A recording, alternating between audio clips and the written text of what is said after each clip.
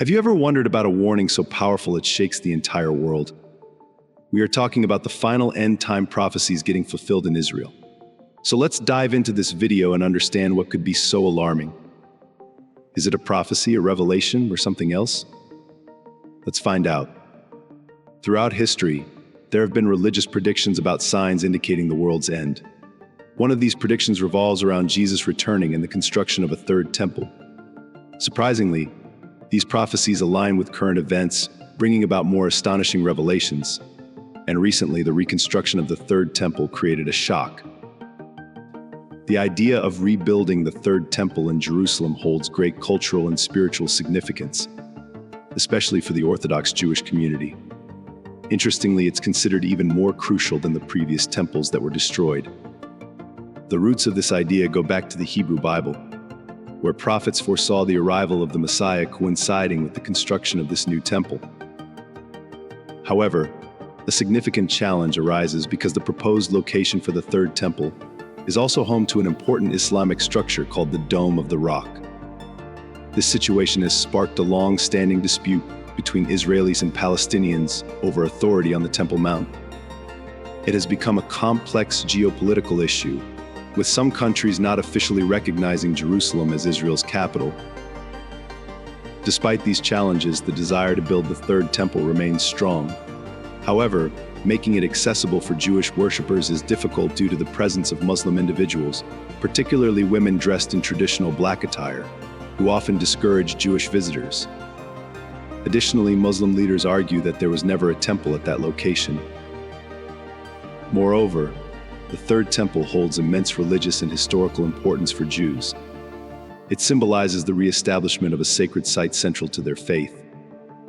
Nonetheless, building it faces various challenges, from physical construction hurdles to the region's complex religious and political factors.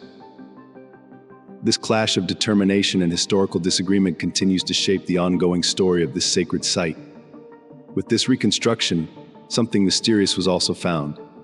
A big discovery that many people are talking about is related to the Temple Mount in Jerusalem. This place is super important for both Jewish and Muslim communities because it has a lot of history and religious meaning for many generations.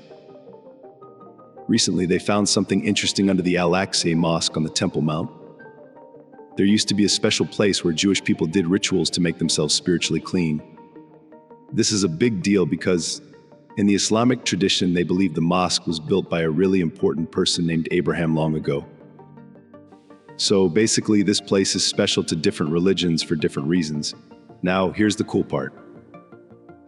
A British archaeologist named Robert Hamilton made this discovery after an earthquake messed up the mosque. He found something amazing under the mosque's floor: a Jewish ritual bath called a mikvah. This mikvah was important for Jewish people during a time called the Second Temple period. It was a place for them to get spiritually clean before going up to the special grounds of the Temple Mount. What's really interesting about this discovery is that it challenges what people used to think. Some folks believe there was never an ancient Jewish temple at this location.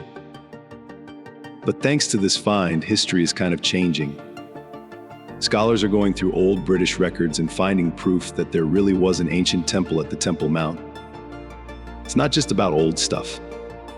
It shows how important religion and culture are to this special place. It is like finding a missing puzzle piece that changes how we see this important site. It's like shining a new light on its history and religious meaning. Further, another prophecy was fulfilled with the arrival of red heifers. 5 special red heifers recently came to Israel from a ranch in Texas, causing a lot of excitement, especially for those who believe in a prophecy about building the third temple in Jerusalem. These heifers, all less than a year old, are crucial because if they stay entirely red and flawless, their ashes can be used to purify people according to Jewish law. This purification is super important for Kohanim priests to do their duties in a future temple. After arriving, the heifers went to Haifa for a quarantine of at least 7 days, following the rules of the Israel Veterinary Authority. Later, they'll be moved to 2 places in Israel, with one eventually open to the public. The heifers will be taken care of until they're 3 years old, and then, following Jewish law, they can be slaughtered for their ashes. A group called B1A Israel made up of Jews and Christians, played a big role in bringing these heifers to Israel. A Texas rancher, Byron Stinson, who works with the organization, raised these cattle. The heifers got a special welcome at Ben Gurion Airport, attended by Temple Institute officials and other important people. In the Bible, having a red heifer is super important. The ashes from a red heifer were needed to purify the Israelites, as mentioned in the book of Numbers, chapter 19. These ashes were used for purification rituals at the temple. Today, the appearance of a red heifer is seen by many as a sign that the construction of the third temple is coming, and some people believe that Christ might return. 9 red heifers were traditionally sacrificed since Moses' time, but none after the second temple was destroyed. Rabbi Maimonides believed that the Messiah would sacrifice the 10th red heifer. In September 2022, 5 flawless red heifers arrived in Israel from Texas, and many see this as fulfilling a prophecy, bringing us closer to a new temple. According to Mosaic law, the rules for a red heifer are strict. It must be without defect or blemish, and never have worn a yoke. The red heifer sacrifice had unique features, like using a female animal, being sacrificed away from the tabernacle's entrance, and having a specific color.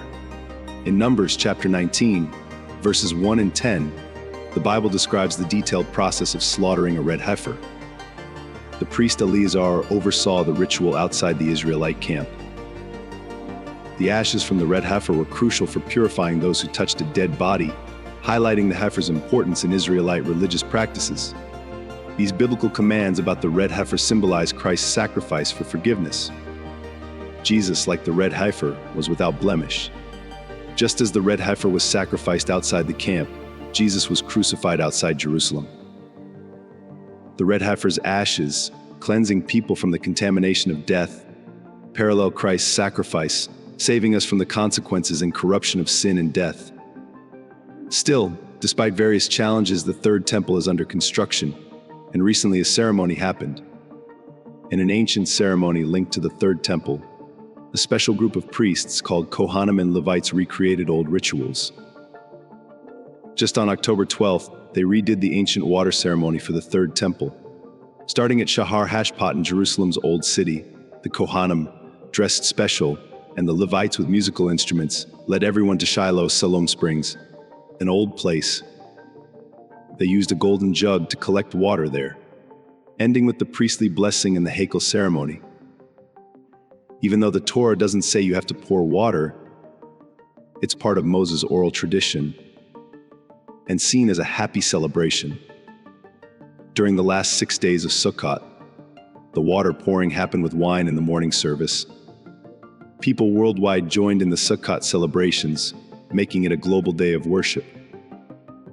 These events match prophecies about building the third temple, making everyone excited about ancient predictions coming true. Further, there was the rediscovery of the ancient Pool of Siloam. The Pool of Siloam was an amazing place, 53 feet long, 18 feet wide, and 19 feet deep, made of natural rocks and crafted by skilled hands. Unfortunately, it was destroyed when Babylon attacked Jerusalem and the Second Temple. But the good news, it got rebuilt during Nehemiah's time and got even bigger when Herod the Great was in charge. It became a spot where poor and sick people came for healing and was super important during the Feast of Tabernacles, celebrating when the Israelites got free from Egypt. The Festival of Booths, or Sukkot, is a big deal in Judaism. It remembers the time when they got free from Egypt and survived in the desert. People build temporary sukkahs, like their ancestors' shelters in the wilderness. Sukkot is a way of saying thanks to God and asking for rain.